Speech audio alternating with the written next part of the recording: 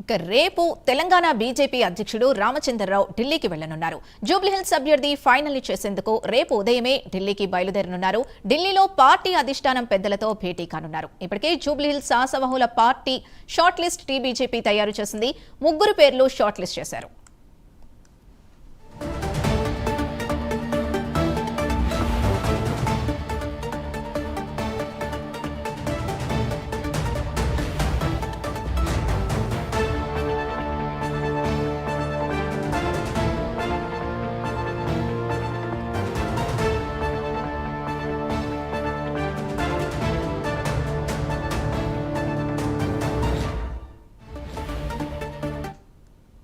ఇదే అంశానికి సంబంధించి పూర్తి డీటెయిల్స్ మా కరెస్పాండెంట్ నాగేంద్ర అందిస్తారు. నాగేంద్ర, చెప్పండి.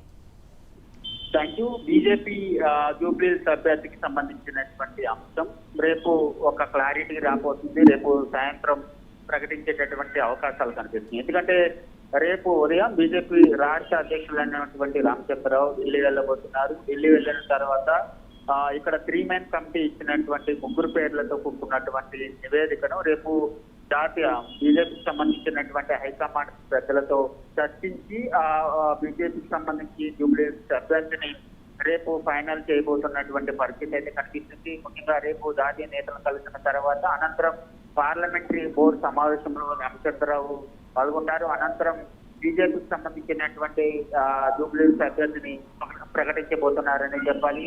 దీంతో రేపటితో బీజేపీ అభ్యర్థి ఎవరన్న దానికి ఒక ఫుల్ స్టాప్ పడబోతుందని చెప్పాలి. ఇప్పటికే ఆ లిస్ట్ లో ప్రధానంగా 3 పేర్లతో కూడుకున్నటువంటి లిస్ట్ లో లంకల దీపక్ రెడ్డితో పాటు, అదేవిధంగా జూటూరి కీర్తిరెడ్డితో పాటు, అదేవిధంగా వీరపనేని పద్మ 3 కూడా లిస్ట్ లో ఉన్నట్లు సమాచారం అందుతుంది. 3లో దాదాపు లంకల్ దీపక్ రెడ్డికి ఫైనల్ అయ్యేటటువంటి అవకాశాలు ఎక్కువగా ఉన్నాయని కూడా బీజేపీకి సంబంధించినటువంటి వర్గీయులు చెప్తున్నటువంటి పరిస్థితి ఉంది. మొత్తానికైతే రేపటితో బీజేపీ రాష్ట్ర అధ్యక్షుడు ఢిల్లీ పర్యటనతో ఆ బీజేపీ అభ్యర్థిని కూడా రేపు సాయంత్రం ప్రకటించబోతున్నారని చెప్పాలి.